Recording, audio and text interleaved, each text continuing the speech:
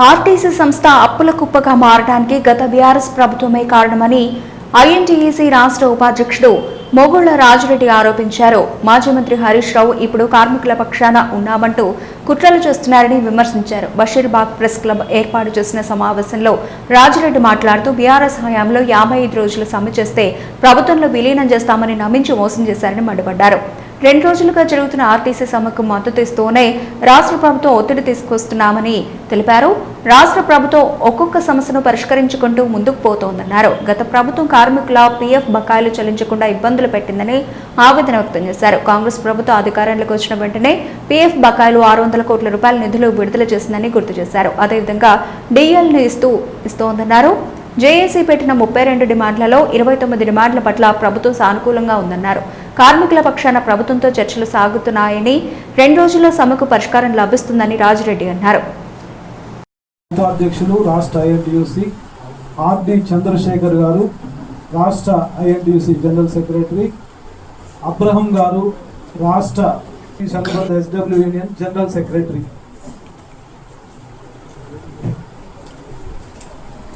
ఇంకా వేదిక మీద ఉన్న హఫీజ్ భాయ్ శ్రీనివాస్ గారు, రాష్ట్ర ఐఎన్టీయూసీ అనుబంధంగా జాతీయ ఐఎన్టీయూసీ అధ్యక్షులు, మా ఆర్టీసీ ఎస్డబ్ల్యూ యూనియన్ గౌరవ అధ్యక్షులు, రాష్ట్రంలో ప్రస్తుత పరిస్థితుల్లో ఈ రోజుకు ఉన్నటువంటి పరిస్థితులకు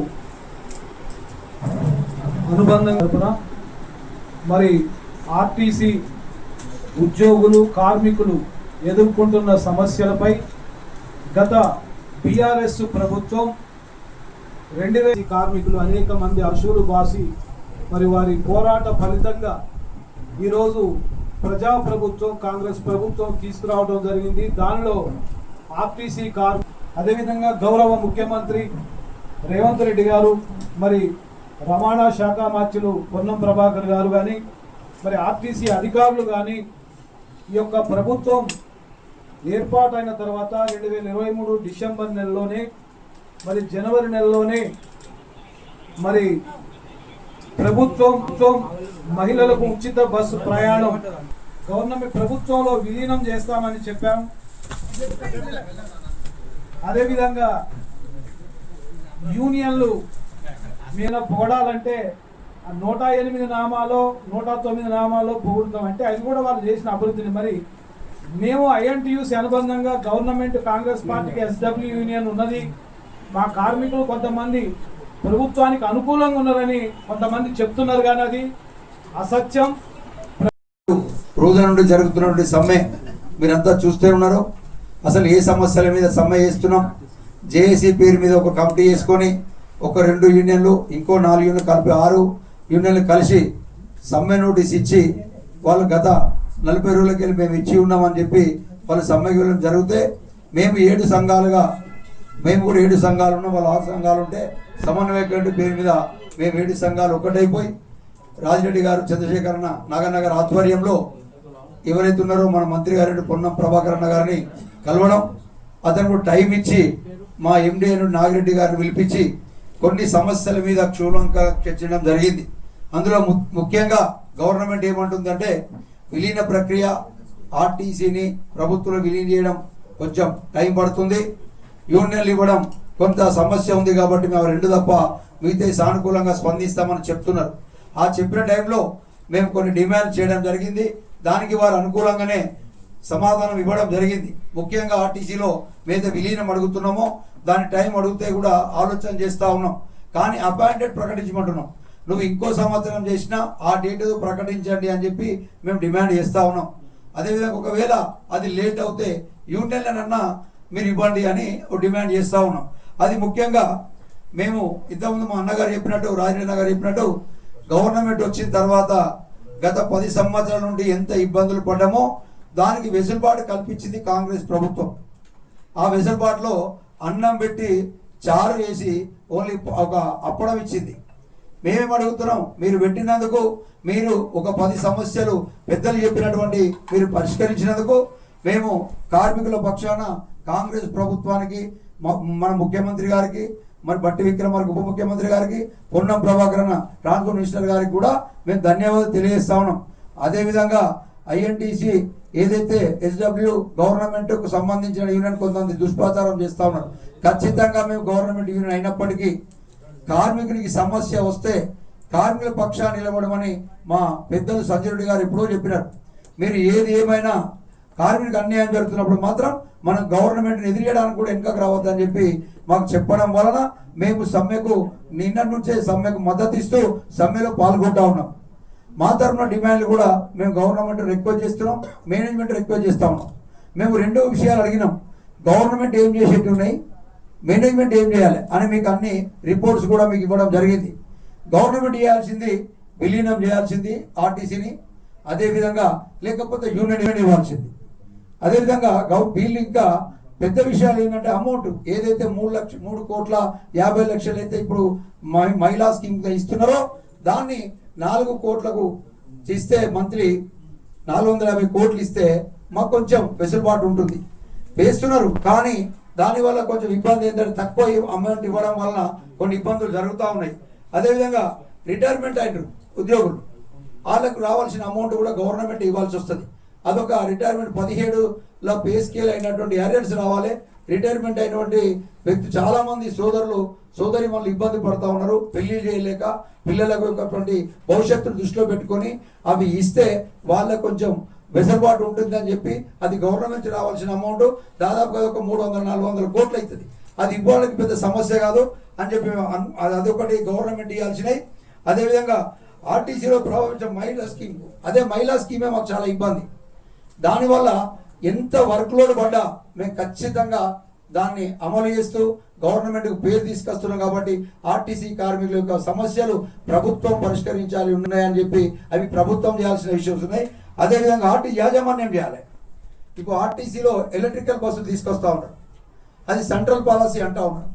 కానీ మేమేమంటున్నాం, గవర్నమెంటే కొని ఆర్టీసీ వాళ్ళు కొని పెడితే మనకు వెసులుబాటు ఉంటుంది అని మేము రిక్వెస్ట్ చేస్తా ఉన్నాం. సరే అది పెద్దల పాలసీ ఏమంటారు అంటే సెంట్రల్ గవర్నమెంట్ పాలసీ అనడం వల్ల మేము దాన్ని ఎక్కువ చెప్పలేకపోతున్నాం. దానివల్ల నష్టం, దానివల్ల ఒక 2,000 మంది 3,000 మంది ఒక్క కార్మికులు బయటికి పోయే పరిస్థితి. ఇతర రీజన్లకు ట్రాన్స్ఫర్ చేస్తామని చెప్పి మేనేజ్మెంట్ ఒక నోటీస్ ఇవ్వడం జరిగింది. ప్రిన్సిపల్ వాళ్ళు నోటీస్ బోర్డు ఇవ్వడం జరిగింది, బిల్డింగ్ వాళ్ళు అప్లికేషన్ పెట్టుకోండి అని. దానివల్ల 30 సంవత్సరాల నుంచి ఈ సిటీలో ఇక్కడ నౌకరీ చేస్తూ ఏదో రీజన్లా వీళ్ళు నౌకరీ చేయాలంటే ఆ లాస్ట్ ఏజ్లో చాలా ఇబ్బంది. ఇక్కడ బెనిఫిట్స్ వేరు, అక్కడ బెనిఫిట్స్ వేరు, ఇక్కడ ఉన్నట్టు హెచ్ఆర్ఏ వేరు, అక్కడ ఉన్న హెచ్ఆర్ఏ వేరు, ఇవన్నీ ఇబ్బందులు ఉంటాయని చెప్పి మొన్న వీళ్ళ సమక్షంలోనే మేము ఎండి గారి దృష్టికి మంత్రి తీసుకెళ్తే ఈ యొక్క ఆర్డర్ను బయటికి వెళ్లకుండా అభ్యర్థులు పెట్టడం జరిగింది. ఎందుకంటే ఇప్పుడే ఎలక్ట్రికల్ బస్సు రాదు, ఇంకా 2 సంవత్సరాలు టైం పడుతుంది. అవసరం డిసెంబర్లో ఒక 100-200 వస్తాయి. దానికి ఎందుకు నోటీస్ బోర్డు వేసిరని మేనేజ్మెంట్ను మందలించి దాని విధంగా అవేర్నెస్లు పెట్టేయడం జరిగింది. అది ఆ రోజు మా చర్చలో జరిగినట్టు దాదాపు ఒప్పందమే. అదేవిధంగా పని భారాలు అసలు ముఖ్యంగా ఇప్పుడు ఈ సమ్మె జరగడానికి కారణం చాలా మందికి తెలుగున మేనేజ్మెంట్ గవర్నమెంట్ తెలియాలని చెప్తా ఉన్నాం. ఇక్కడ ఆ జేఏసీ సంఘాలను చూసో ఏ సంఘాలను చూసో ఏ నాయకులను చూసో కార్మికులు బయటికి రావట్లేదు.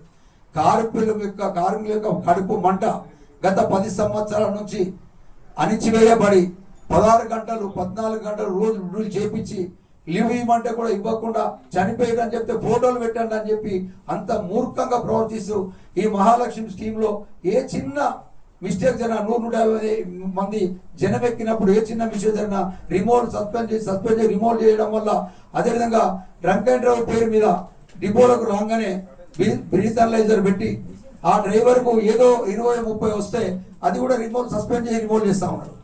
దీనివల్ల వర్కర్ బాగా క్రష్ అయిపోయి కడుపు మండి ఎవరు ముందుకు వస్తే వాళ్ళు వెనుక నిలబడడానికి వచ్చి ఇది స్వచ్ఛందంగా కార్మికులు ఒక మంచి ఉద్యమం చేస్తుంది తప్ప ఇది ఎవరినో చేయలేదని చెప్పి మీ అందరికి మరొకసారి తెలియజేస్తూ ఇది మేనేజ్మెంట్ తెలియజేసుకోవాలి. దీనికి ముఖ్యంగా దీన్ని ఆపేసేయాలి. బ్రీత్ అనలైజర్ అంటే ఈరోజు దాదాపు 40 సంవత్సరాల పైన ఆర్టీసీ రెగ్యులర్ అయిన నమస్కారం తెలియజేసుకుంటూ ఆర్టీసీల జరుగుతున్నటువంటి 2-3 రోజుల నుంచి అవన్నీ మీకు తెలుసు.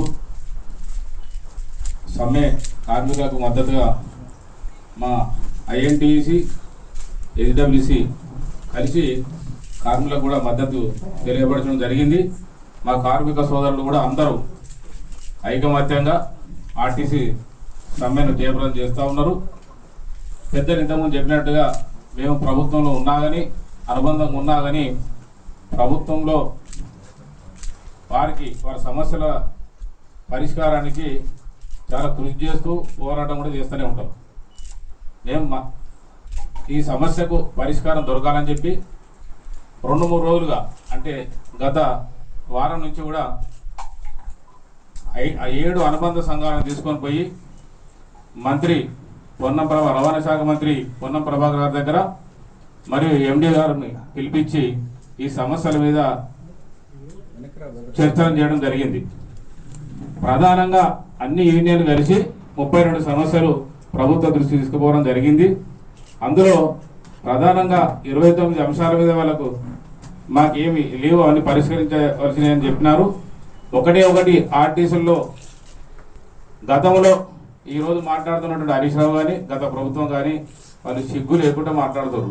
55 రోజులు సమ్మె చేస్తే ఏం చేసిరు? ఆ రోజున మీరు విలీనం చేస్తాం ప్రభుత్వంలో ఆర్టీసీ అని చెప్పేసి గవర్నర్ దగ్గర పెట్టి అక్కడ బిల్లు అమలు కాదని చెప్పి పారిపోయారు మీరు. ఆ రోజు ఉన్నటువంటి పెండింగ్ ఉన్నటువంటి సమస్యలని ఒక్కొక్కటిగా మీరంతా అప్పుల కుప్పలుగా చేసుకొని పోతే కూడా ఒక్కొక్కటిగా మా ప్రభుత్వం వచ్చి పరిష్కారం చేయడం జరిగింది.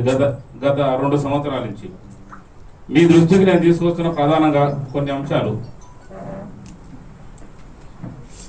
ఆర్టీసీ విలీనం ప్రక్రియ ఆలస్యం అయినప్పటికీ కూడా ఉద్యోగులకు 1వ తారీఖునే జీతం వేస్తున్నాం. ప్రభుత్వం ఏర్పడంగానే గతంలో పెండింగ్ ఉన్న 2017 పిఆర్సీ క్లియర్ చేశాము. పెండింగ్ డిఏ లేకుండా కూడా క్లియర్ చేసినాం. 2013లో పెండింగ్లో ఉన్నటువంటి బాండ్స్ కూడా క్లియర్ చేసినాం మా ప్రభుత్వం వచ్చిన తర్వాత. ఈరోజు 12,500 కోట్లు ఉన్న పిఎస్ బకాయిలు కూడా 600 కోట్లకు తగ్గించినాం. 670 కోట్లు ఉన్న పిఎస్ను కూడా సిసిఎస్ కూడా బకాయిలను కూడా 300 కోట్లు ఇవ్వడం జరిగింది ప్రభుత్వం వచ్చిన తర్వాత. ఇవే కాకుండా నెలవారీగా పిఎఫ్లు సిసిఎస్లు 75 కోట్లు చెల్లిస్తున్నాం. ప్రభుత్వ ఉద్యోగులపై పరిపాలన లేకుండా ఉండడానికి 4,538 పోస్టులు క్రియేట్ చేసి త్వరగా భర్తీ చేయడానికి సిగ్నల్ ఇవ్వడం జరిగింది. సుదీర్ఘకాలంగా ఎదురు చూస్తున్నటువంటి కార్మిక నియామకాలు 1134 కార్మిక నియామకాలు చేపట్టడం జరిగింది. ఒక్కొక్కటిగా గత ప్రభుత్వం ధ్వంసం చేసినా కానీ ఈ కార్మికుల పక్షాన ఉండి మా గౌరవ ముఖ్యమంత్రి గారు కార్మికులకు కానీ ఆర్టీసీలో ఉన్నటువంటి కార్మికులను గట్టెక్కించి ఇది లాభాల దృష్టి తీసుకుపోవాలని చెప్పేసి అన్ని పరిష్కారం చేయడం జరుగుతూ ఉంది. అయినప్పటికీ చాలా సమస్యలు ఉన్నాయి. ఇంకా ఆ సమస్యలు ప్రభుత్వం దృష్టి తీసుకుపోవడం జరిగింది, మంత్రి గారి దృష్టి తీసుకుపోవడం జరిగింది. మా పెద్దలు నిన్న సీఎంఓ ఆఫీస్లో కూర్చొని గౌరవ ముఖ్యమంత్రి గారి దృష్టి కూడా తీసుకుపోవడం జరిగింది. ఒక్కొక్కటిగా మేము ఈ పెద్దలు రాజ్యసభ సభ్యులు పొద్దున్నే వేం నరేంద్ర రెడ్డి గారి దృష్టి కూడా తీసుకుపోవడం జరిగింది. ఖచ్చితంగా ఇంకేమైతే సమస్యలు ఆర్టీసీలు ఉన్నాయో పరిష్కారం చేయాలని చెప్పి మేము కూడా డిమాండ్ చేయడం జరిగింది. దానికి మేము ఖచ్చితంగా ఈ జేఏసీకి మద్దతు చేస్తూనే ప్రభుత్వం మీద ఒత్తిడి తీసుకొచ్చి ఈ 2-3 రోజుల పరిష్కారం అయ్యే దిశగా మేము చొరవ చూపుతా ఉన్నాం. ఇవాళ చెప్పినారు మా డిప్యూటీ సీఎం గారు లేరు, ఫైనాన్స్ మినిస్టర్ రాగానే ఒక కమిటీ కూడా వేసారు. ఆ కమిటీ మంత్రులు కూర్చొని పరిష్కరించే విధంగా మేము ఒత్తిడి తీసుకొస్తా ఉన్నాం. కార్మికుల పక్షపాతి మేము కార్మిక సోదరులందరికీ విజ్ఞప్తి చేస్తా ఉన్నాం. సమ్మెకు మద్దతు ఇస్తూనే మేము ఖచ్చితంగా ఈ సమస్యను మా ప్రభుత్వం తీసుకొని పోయి పోరాడుతూనే ఉంటామని సందర్భంగా తెలియజేసుకుంటా ఉన్నాం.